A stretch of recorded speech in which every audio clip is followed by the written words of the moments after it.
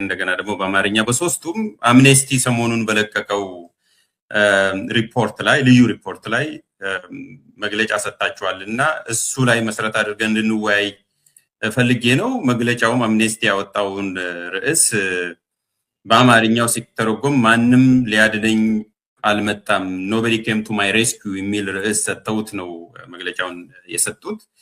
በዛ ሪፖርት ላይ እናንተ አስተባብላችኋል።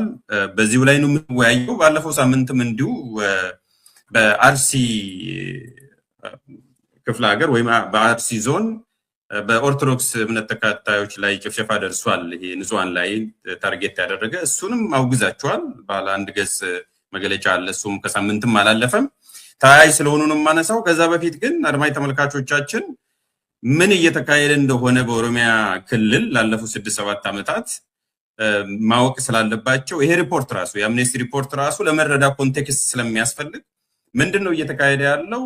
ይሄ ጦርነትስ ለምንድነው ማብቂያ ያላገኘው?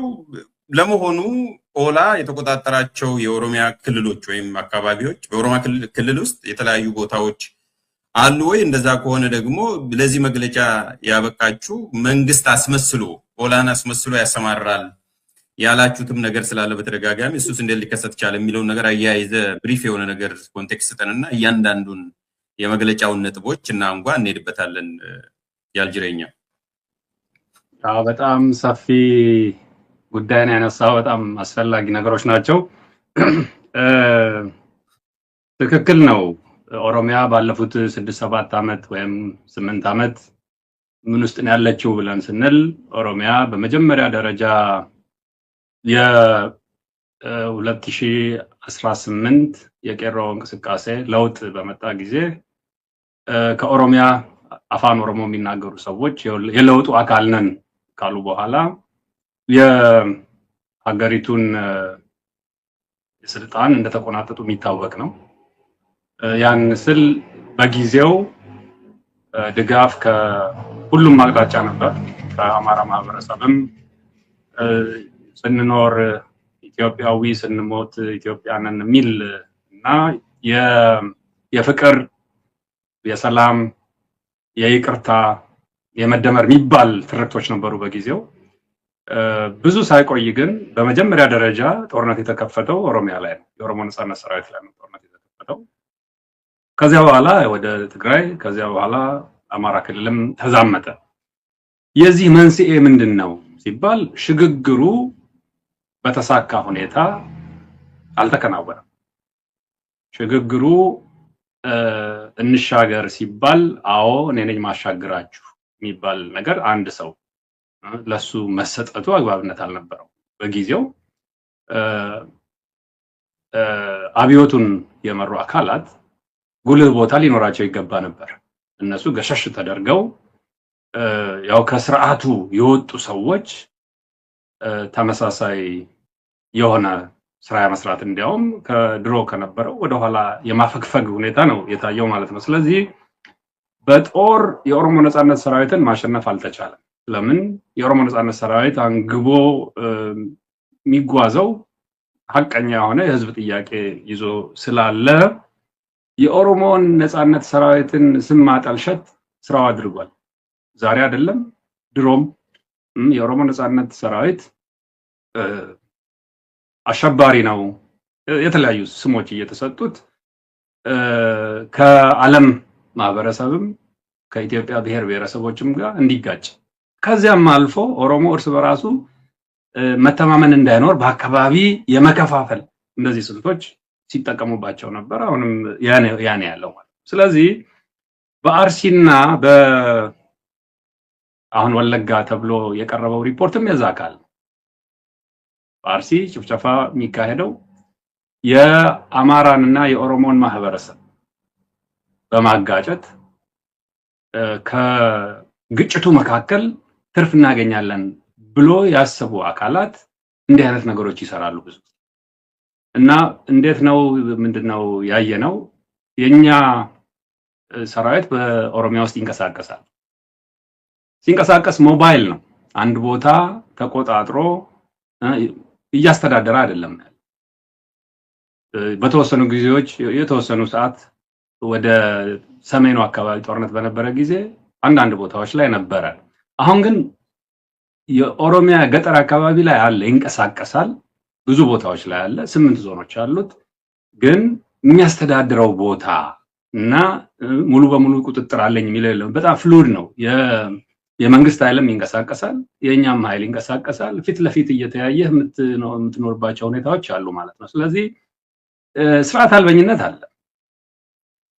ስርዓት አልበኝነት አለ ስልህ መንግስት የማይቆጣጠረው ከሆነ እኛም ማንቆጣጠረው ከሆነ ማህበረሰቡ በመሃል ተጎጂ መሆኑ አይቀሬ ነው እና ይሄንን አሁን ለምን የሚለውን ጥያቄ ለመመለስ ሲሄድ አሁን ሰሜን አካባቢ ላይ ጦርነት ሊነሳ ነው። ሰሜኖቹ ተዘጋጅተው ቢላ ይዘውልህ እየመጡ ነው።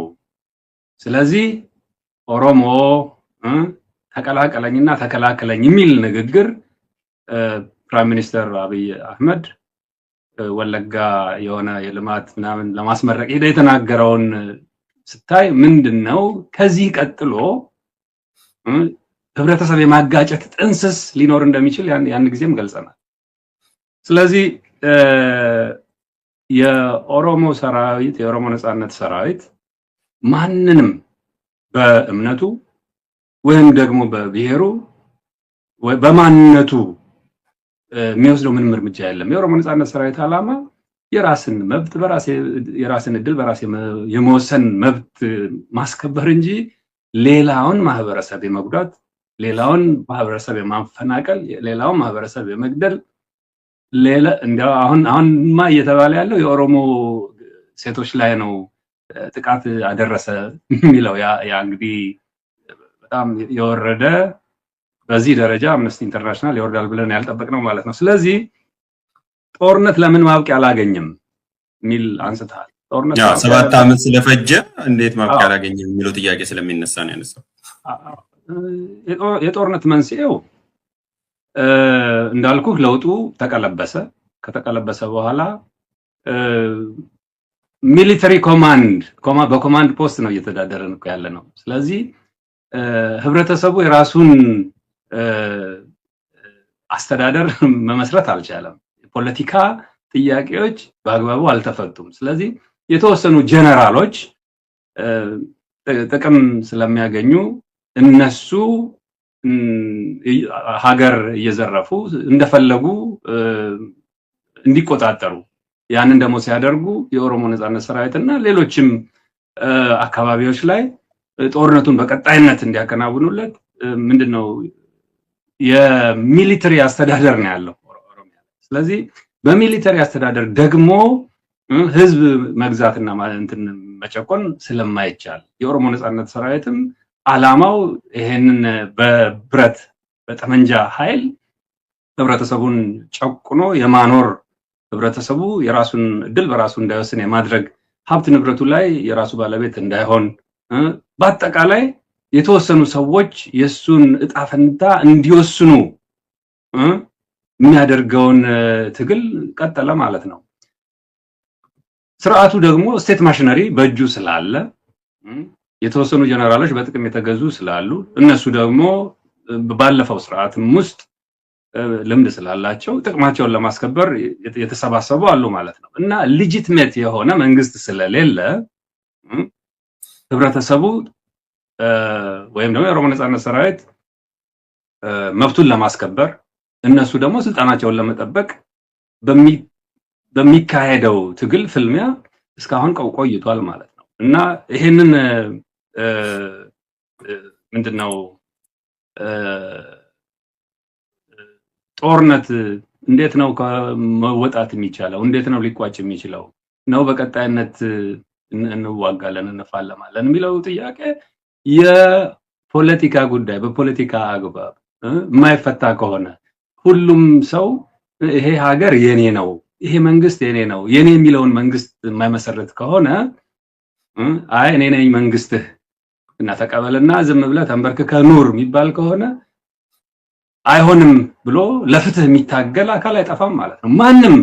ማንም የሀገሪቱን የስልጣን ኮርቻ በአቅምም ይሁን በፈለገው መንገድ በህዝብ አመጽ ቢቆጣጠር ፍትህ የማያመጣ ከሆነ ሰላም የሚታሰብ አይደለም። የሰላም መሰረቱ ፍትህ ነው ማለት ነው። ስለዚህ ያልተመለሱ ጥያቄዎች የቤት ስራዎች የተንከባለሉ አሉ ነው በመሰረቱና እስቲ አሁን የኦሮሞ ነጻነት ሰራዊት ወይም ኦላ በእንግሊዘኛው የሚታገልለት ዓላማ አለ። ፍትህ እንግዲህ በደፈናው ፍትህ የሚለው ነገር ቢሆን ግን ስንዘረዝረው ለምሳሌ እናንተ ታግላችሁ በድርድር በፖለቲካዊ መፍትሄ የሚሆን በብረት የሚሆን ምንድነው ለማስመለስ የምትፈልጉት? የኦሮሞ ጥያቄዎች እኮ ተመልሰዋል በአብዛኛው ይሄም ከኦሮሞ የወጣ ነው የሚል ስላለ በተደጋጋሚ እናንተ ስልጣን ብትይዙ በየትኛው መልኩ ቢሳካላችሁ ምን ያልተመለሱ ጥያቄዎችን የምትመልሱት? ለምሳሌ 1 2 3 ብላችሁ ምሳሌ ቢሰጡን የሚጨበጥ ነገር መልሰናል እያሉም ስለሆነ አብዛኛውን ጥያቄዎች መልሰናል፣ ሌሎቹንም ደግሞ በሂደት ለመመለስ ቃል ገብተናል እያሉ ስለሆነ ማለት ነው እንደ መንግስት። በጣም ጥሩ። የኦሮሞ ጥያቄ የኦሮሞን አፋን ኦሮሞ የሚናገር ሰው 4 ኪሎ ማስገባት አይደለም። የኦሮሞ ጥያቄ የኦሮሞ ብቻም ጥያቄ አይደለም፣ የሁሉም ብሔር ብሔረሰቦች ጥያቄ ነው። የራስን እድል በራስ የመወሰን ጥያቄ ምን ማለት ነው? የራስን እድል በራስ መወሰን የሚለውን ትንሽ ዘርዘር አድርጎ መናገር ያስፈልጋል። ምን ማለት ነው? ማህበረሰቡ የሚያስተዳድረውን ሰው ያለምንም ተጽዕኖ በብረት ሳይገደብ በጠመንጃ ሳይገደድ ፖለቲካ የዲሞክራሲ ኢንስቲትዩሽኖች ነፃ ሆነው የምርጫ ቦርድ የምንለው ሚዲያ የምንለው የሰብአዊ መብት የፍትህ ስርዓቱ አንቲ ኮራፕሽን እነኝን የመሳሰሉ ኢንስቲትዩሽኖች ወይም ደግሞ ድርጅቶች እንበላቸው ተቋማት ነፃ ሆነው ተቃዋሚውም ማህበረሰቡም ሁሉም ዜጋ የሚተማመንበት ተቋም ሳትገነባ ማህበረሰቡ የራሱን ጉዳይ በራሱ ላይ መወሰን አይችልም ማለት ነው። የተወሰኑ ሰዎች እንደፈለጉ ወደ ጦርነት የሚማግዱት፣ እንደፈለጉ የጤና ስርዓቱን የሚያዛቡበት፣ እንደፈለጉ የትምህርት ስርዓቱን የሚያዛቡበት፣ እንደፈለጉ የወደፊት ተስፋውን የሚያጨልሙበት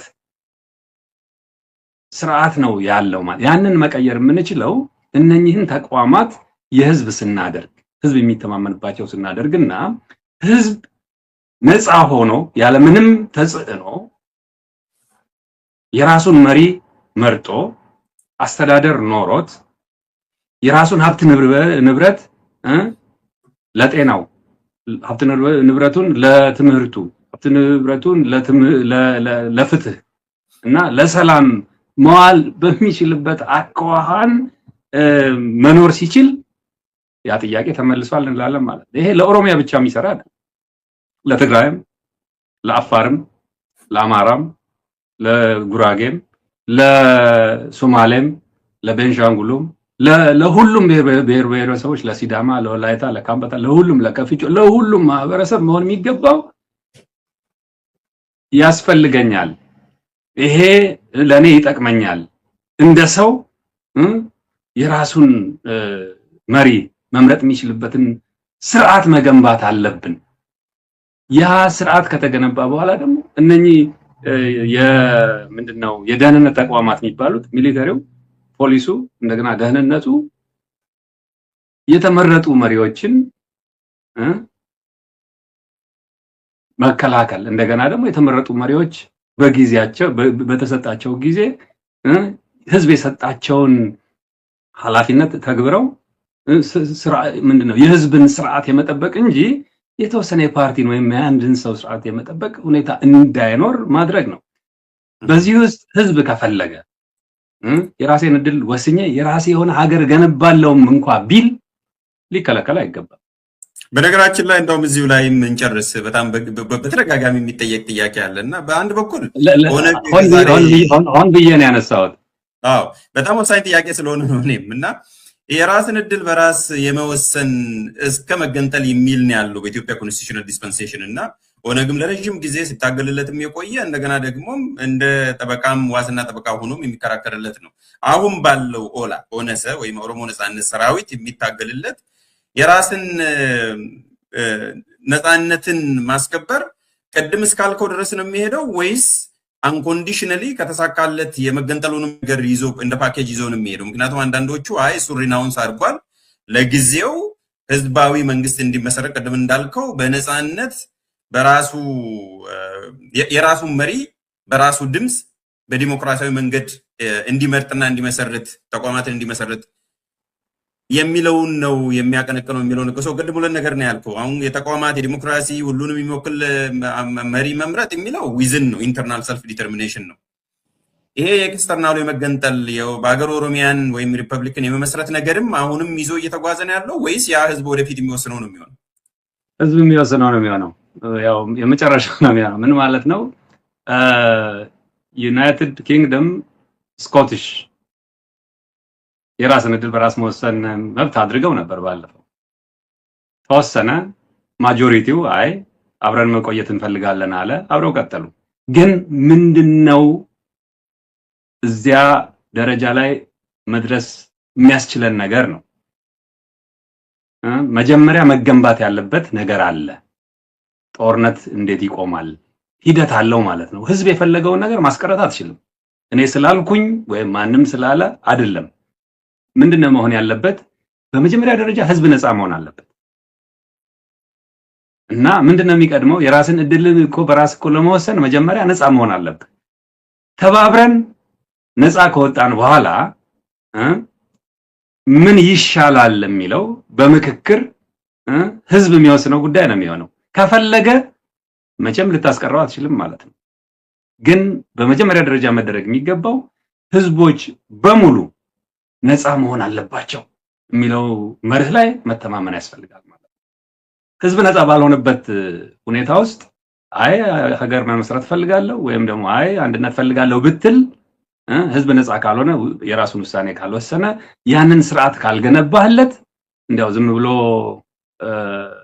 ህልም ነው የሚሆነው ማለት ነው። ስለዚህ የመጀመሪያው ስራ መሆን የሚገባው ህብረተሰባችን ነፃ እንዲሆን በሁሉም አካባቢ፣ ከዚያ በኋላ ለሁሉም የሚሰራ ስርዓት መገንባት። ያ ስርዓት ደግሞ ህብረተሰቡ ከፈለገ የራሱን መንግስት የሚመሰርትበት፣ ካልፈለገ ደግሞ ከሁሉም ብሔር ብሔረሰቦች ጋር በሰላም የሚኖርበትን መንገድ ማስቀመጥ ይቻላል ነው። ስለዚህ እንደ ተቋም ፖዚሽን አልያዛችሁም እናንተ ከወዲሁ?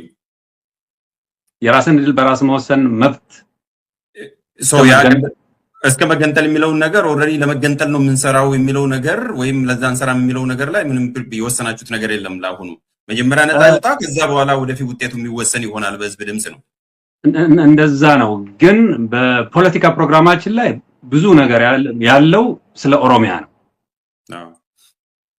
እና ለሌሎች አካባቢዎች ይሄንን መወሰን እንችላለን ማለት አንችልም ማለት ነው። ለምን? ስለ ኦሮሚያ እየታገለ ስላለን። ሌሎችም አካባቢዎች እየታገሉ ያሉ አሉ። ከነሱ ጋር ግን ምን አይነት ግንኙነት ሊኖረን ይገባል? እንዴት ወደ ሰላም መሄድ ይቻላል? በምክክር የሚሆን ነው እሱም ቢሆን ማለት ነው። ስለዚህ አይ እኛ ኢትዮጵያን ነፃ እናወጣለን የሚል ዓላማ የለንም። ወይም ደግሞ መጀመሪያ ነፃ መውጣት አለብና ሁሉም እኮ ነፃ ከወጣ በኋላ ከተነጋገረ በኋላ የሚተገብረው ነው የሚሆነው። ስለዚህ ያለን ፕሮግራም የኦሮሚያ ነው። በጣም ጥሩ። በዚህም በመግለጫዎቻችሁም ስታወጡ ሁልጊዜም ሌተር ሄድ ላይ የሚታይ አንድ ነገር አለና እግረ መንገዱን ግልጽ እንድታደርግልኝ እንፈልጋለሁ። ሰሞኑን አንድ የተከሰተ ነገርም ስላየው ነው። ኦላ ከኦኤልኤፍ ጋር ከኦነግ ጋር ያለው ግንኙነት ምንድን ነው? ምክንያቱም መግለጫው ላይ ሁሌም ኦነግ ህዝባር ኦነሰ ነው የሚለው። የትኛው ናችሁ እናንተ? ኦነግ የምናውቀው አለ እንደ ፖለቲካ ፓርቲ የቆየውን ኦነግ እና ኦኤልኤፍ ወይም ደግሞ ኦሮሞ ነፃ አውጪ ግንባር አለ ያው ፓርቲም ስለሆነ፣ ይሄ ደግሞ የነፃነት ሰራዊት ነው፣ ኦነሰ ነው። ሁለቱንም አቅፋችሁ ነው የምትሄዱትና የትኛው ነው? ምንድነው ግንኙነታችሁ? ብዙ ሰዎችም እስካሁን ድረስ አልገባቸውም። እኔም ራሱ በሆን ፉሊ አንደርስታንድ አላደረኩም። እና እናንተ ኦነሰ ናችሁ ኦነግ ናችሁ ወይስ ሁለቱም ናችሁ? በዚህ ደረጃ ግልጽ ካልሆነ በጣም ይሄን እድል በማግኘት ደስ ነው የሚለኝ። የኦሮሞ ነፃነት ግንባር ከ2018 በፊት የኦሮሞ ነፃነት ግንባር የፓርቲ ነው እና የኦሮሞ ነፃነት ሰራዊት ደግሞ የድርጅቱ ሰራዊት ነው ማለት ነው። 2018 ለውጥ ከመጣ ጊዜ በኋላ የኦሮሞ ነፃነት ግንባር ወደ ሀገር ቤት ሄዶ በምርጫ ቦርድ ተመዝግቦ ከዚህ በኋላ እኔ ሰራዊት የለኝም እና በሰላማዊ መንገድ ስልጣን ሊሸጋገር ይችላል የሚል እምነት ስላላቸው የኦሮሞ ነጻነት ሰራዊት ያን ጊዜ ይሄ መንገድ አያዋጣም፣ ስለዚህ ያ መንገድ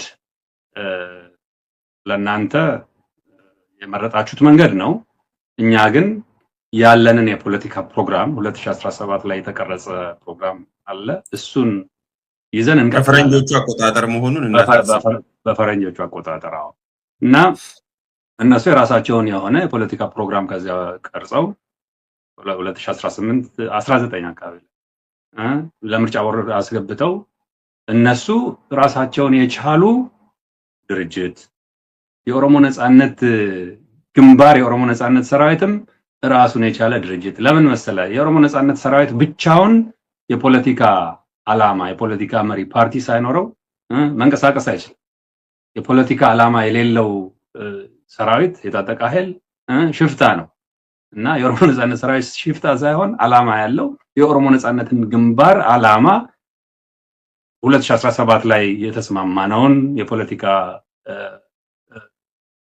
ፕሮግራም ማለት ነው ለማሳካት የሚሰራ አካል ነው። ስለዚህ ፓርቲም የፓርቲው ደግሞ ሰራዊትም ያለው የኦሮሞ ነጻነት ግንባር የኦሮሞ ነጻነት ሰራዊት ነው። ይሄ እኮ አዲስ አይደለም። ለምንድን ነው ይሄን የጠየቅኩት መሰለ ጃልጅሬኛ ግልጽም እንዲሆን ሰሞኑን ለምሳሌ ምርጫ ክርክር ላይ የሚሳተፉ አይቻሉ በኦሮሚያ ደረጃ አሉ የኦነግ ተወካዮች ሲከራከሩ ነበረ በአፋን ኦሮሞ በተደረገው ክርክር ላይ ማለት ነው። የምርጫ 2018 ተብሎ እየተደረገ ባለው ክርክር ላይ አንተም ታዝበ ከሆነ አሉ እንደ ፓርቲ እየተንቀሳቀሱ ነው ያሉት። እዚህ ደግሞ ኦነስና ኦነግ አለ ሁለቱ አንድ ላይ ተጣምሮ ቅድም ያስረዳኝ ወራሹ ማን ነው የሚለው ነገር ሰዎች እንዲያውቁት ነው። ወራሹ ማለት የኦነግ ወራሽ ማን ነው? ቤዚካሊ የምናውቀው ኦነግ ኦኤልኤፍ ድሮ ችግር የለውም የሚሊተሪ ዊንግ አለው ድሮ የምናውቀው ማለት ነው። ከ2018 በፊት እንዳልከው ኦነግ አለ፣ እንደገና ደግሞ ሚሊተሪ ዊንግ አለ ለረጅም ዓመታት የነበረው ከ1970ዎቹ ጀምሮ። አሁን ግን ከ2018 2019 መግቢያ ጊዜ ጀምሮ አሁን ቅድም አንተ ያልከው ነገር ስለተፈጠረና በሌላ መልኩ ደግሞ ምርጫ ላይ እየተሳተፉ ያሉ ስላሉ ክርክር ላይ ይሄ ትንሽ ኮንፊውዥን ስለፈጠረ በደንብ እንድገልጸው ስለፈለኩ ነው። ኮንቴክስቱ ይሄ ነው። ጃልጅሬ ገብቶኛል። ግን አንድ ነገር ልጠይቅህ እስቲ የኦሮሞ ነጻነት ግንባር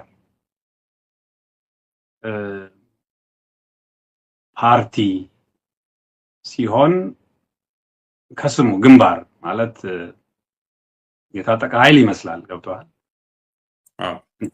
እና ግንባር ሆነህ ሰራዊት ሳይኖርህ ስምህን መቀየር አለበት።